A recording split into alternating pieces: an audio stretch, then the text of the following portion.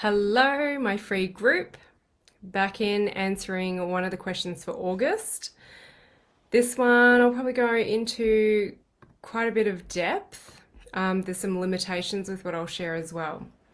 So the question was wondering about emotional pain of having wanted more children but not had them, and then going through relatively early perimenopause, dealing with hormone-related symptoms of hot flashes, tiredness, anxiety, and persistent sad thoughts around saying goodbye to one's reproductive years, grieving for the past and not looking forward to the future.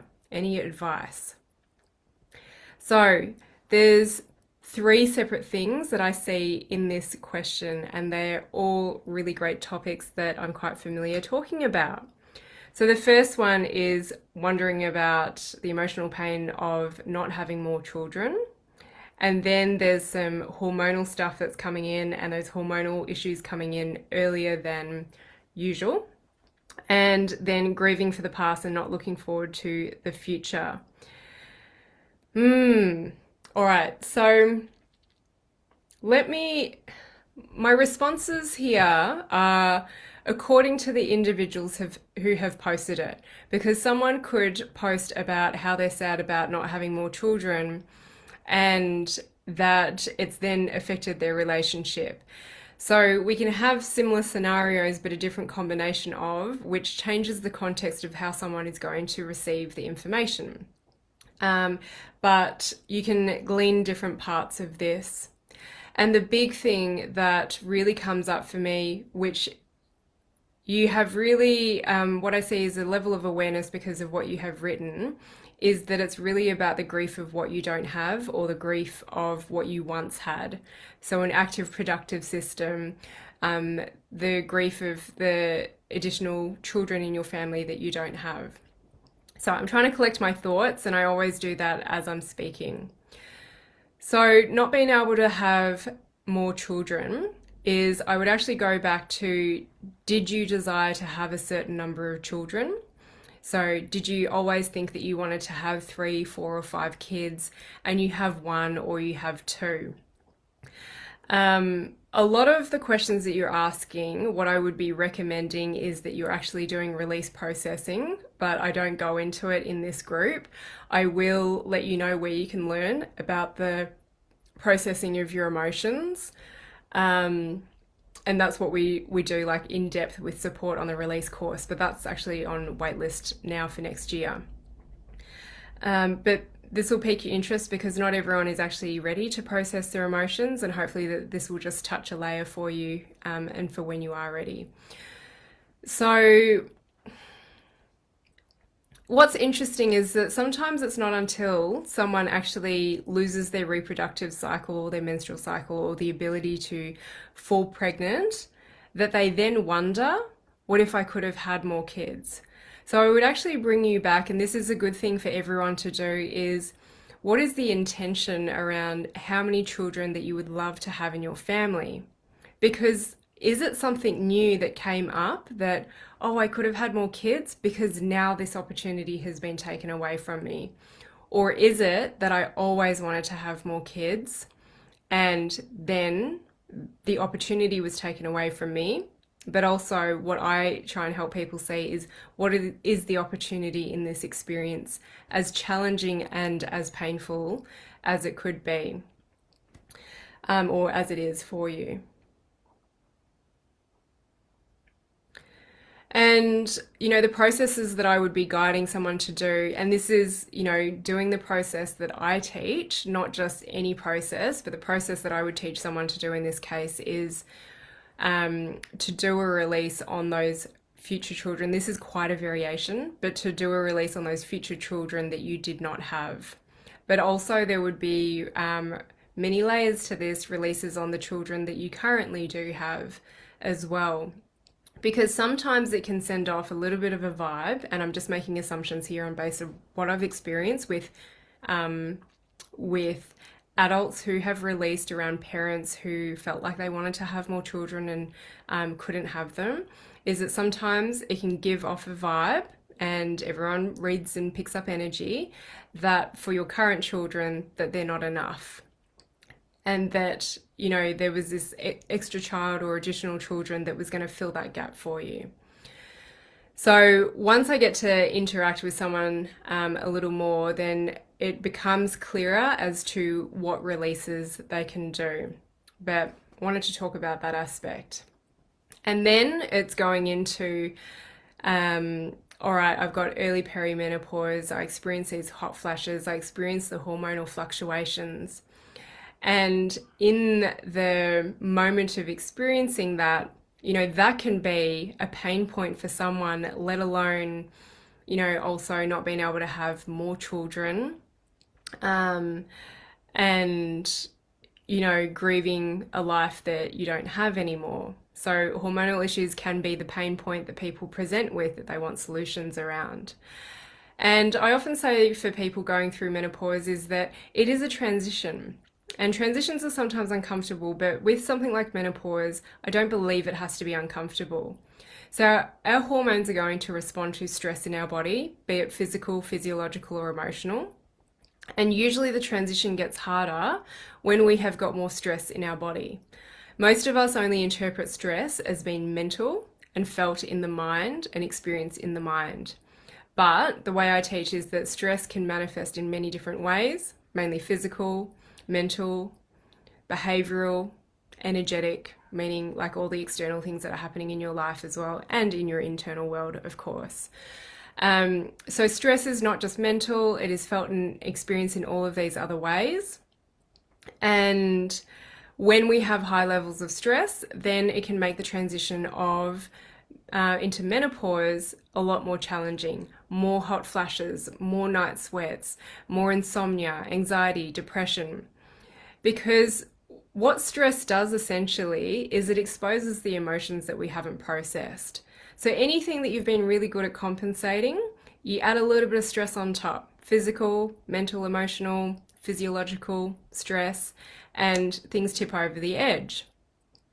Now, there is a whole bunch of physiological stuff that actually happens as to why your body can't compensate for the stress, but we don't need to go into that much detail. The basics is that if your body's got stress in it and it's manifesting it, then your hormones can quite likely get out of whack. And there's so many people that focus on all of this external stuff to balance their hormones, and it will work to a point.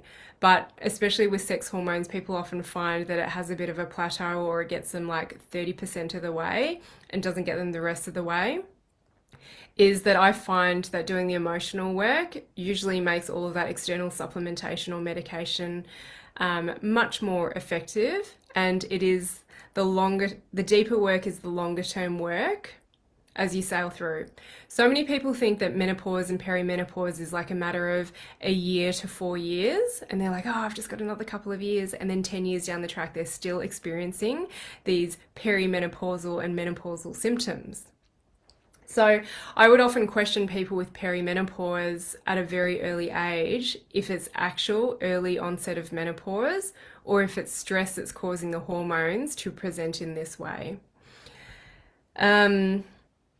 And then what you put really well is about grief of, well, this is my words, but grief of loss of an active reproductive cycle and a healthy reproductive system.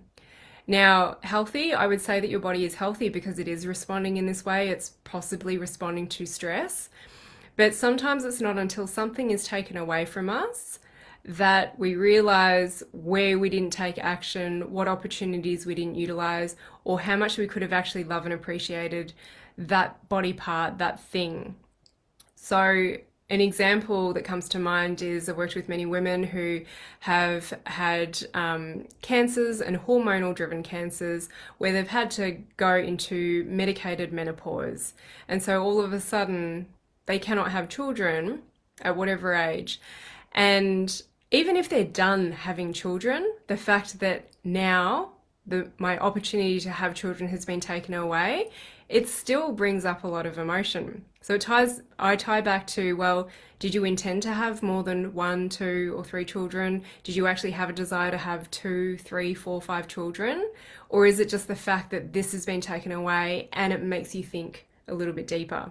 It's like when someone around us dies, a family member, a friend, or we hear of a friend's family member dying, the fact that death has confronted us makes us think, how are we living life? Well, for most people.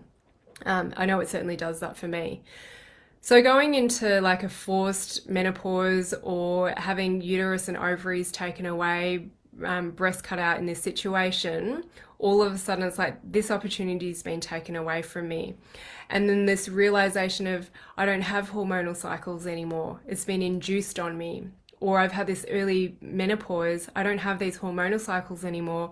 And now I realize how much I missed them, but also how much I hated and resented my cycles for the pain that they gave me. If you have pain, and I do believe period pain is emotionally connected as well. Feeling like the period was inconvenient and not really embracing it. And then for some women, it feels like losing of their femininity when they no longer bleed and have a cycle. So there are so many aspects and layers to consider. Layers is the big theme that keeps on coming up for me at the moment. So I'm doing the best to reveal as many layers to you as I can. Grief of loss of your reproductive cycle, your menstrual cycle, an active, functioning reproductive system. The fact that it feels like it's been taken away from you at an earlier age than what you expected. There are so many metaphors that this could play out in life. Really, like, what are the opportunities that we're not taking right now with our body and our mind the way it's functioning? This is something that I often will use an example with my ankle, is that I've never broken a bone in my body. And then when I broke my ankle and it didn't heal within the typical 3 months, I'm 7.5 months down the track and there's a little bit of healing, is, oh my gosh, I didn't appreciate my body for how strong it was. And I just took it for granted that it would heal, but it's functioning okay. So what opportunities am I going to take? What am I not going to say no to anymore because I doubt my capabilities? Because actually my body was a lot stronger when the ankle wasn't broken. But fingers crossed, it's all going to heal.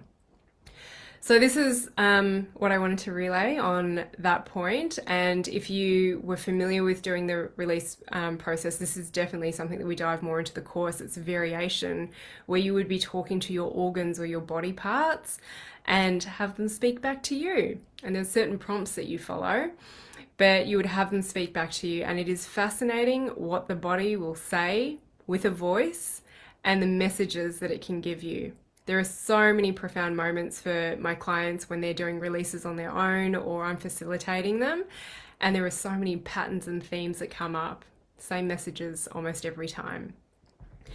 So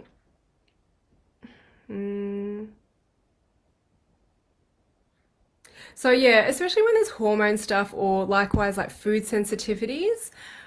You've talked about hot flashes, tiredness, anxiety, and persistent sad thoughts. Is that I'm like, they're actually quite general, and rather than focusing on each of them, but sometimes you would focus on it, is let's just start processing stuff. And there's stuff front of mind here, but there's also historical stuff that you probably haven't even gone in and mentioned. Let's just start processing and then just see if these symptoms start to dissipate. And often they do, without having to overanalyze. What is this hot flash? What is this tiredness? What is this anxiety? What are these persistent sad thoughts about? The persistent sad thoughts I would kind of class as irrational fears and phobias that people have. An irrational fear of snakes. Let's just pull that one out. It's like, all right, well, there's no snakes in New Zealand. Why are you fearing snakes? And then some, a hypnotherapist or a therapist might focus so much on snakes. And it's like, well, it's got nothing to do with snakes. It's just like this irrational fear that's manifesting because there's all this stored emotion that's causing this stress on the body. So I don't get distracted by what is the condition, what is the fear, what is the depression, the anxiety about, because often it's rooted in so many layers below that. Then the last part was grieving for the past and not looking forward to the future. So this is a little bit like I said, you'd be doing a process on your organs and talking to them. Is grief, I say, is not just loss of people in your world. It is loss of the life that you once had And I think the biggest thing of this around this is the fact that you had that life and you didn't actually appreciate it. And the message in that would be, you've got this life now, even though it doesn't seem that great. How can you appreciate it for what it is? Because so many people want to get rid of the emotions that they're feeling now. And I usually summarize sadness, depression, anger. Like, I don't want to feel this way. But the fact that you're pushing away those feelings that you're feeling right now, that actually slows down your progression. You've got to accept the way you feel now and do releases and process your emotions on the way that you feel now. Because this is also how universal energy works, is that if you can't accept the way you are now, why would the universe give you anything else that you desire if you can't handle things right now? And I do believe that this is why we are presented with some really challenging experiences and events in our life, and sometimes traumas, is like, what can you handle? And we will hear stories of that over and over again, of some like pretty horrible things that have happened to people and the experiences that they've had. Which sometimes makes us think, oh my gosh, what am I complaining about? But everyone's trauma is subjective. But the people that come out the other side, they're like, man, that experience has made me who I am today. You can never see it in your pain. And sometimes people will sit in their pain for years or decades before they have this realization and this motivation to actually move themselves out of it. So there were 3 parts to this question of the desire to have more children and the emotional pain around not being able to have them. And the second part, which is also connected with the first part, is because of early perimenopause and hormonal fluctuations. And also like saying goodbye to the reproductive years. And then the third part, all of this ties in really nicely, is grieving the life that I once had. And I feel like the big message in that is, do you appreciate your life right now? And did you appreciate your life back then? Is usually the message that comes up with that. But it is all very individual, what can come up for you. So I mentioned talking about the release process. I want to direct you actually, yes, so it's in the guide section on this Facebook group. I kind of put all the evergreen courses on there. There's Scream, Therapy, and Untriggered. That's the 4 steps of the release process.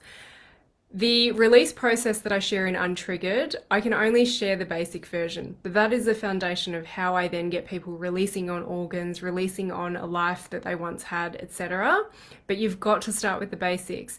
So it teaches you how to do a release on a person in your life. And I can guarantee you there will be releases for you to do on a person in your life. So if you want to get started, you can go and grab them and you can just work through them on your own. They're pretty quick and easy to digest courses. The thing that most people struggle with is actually just doing it and not over-analyzing it. So Scream and Untriggered has all of the parts of the release process that you need. And the key for everyone is just getting started. You know, in this space, I don't know what other work you've done, and there are a lot of people that say to me, I'm processing the emotions, but you know, when you're working on your own, you will only process on the stuff that you're aware about. And you know, usually people are going to come with their pain point of what is an issue now, but that issue is a result of a culmination of many, many other experiences in your life. And those are the things that you're trying to process so that you stop having this recurring theme happening in your life. So thanks for that question. I don't mention the person's name, but I always tag you in the comments, and I will move through the last couple of questions over the next couple of weeks.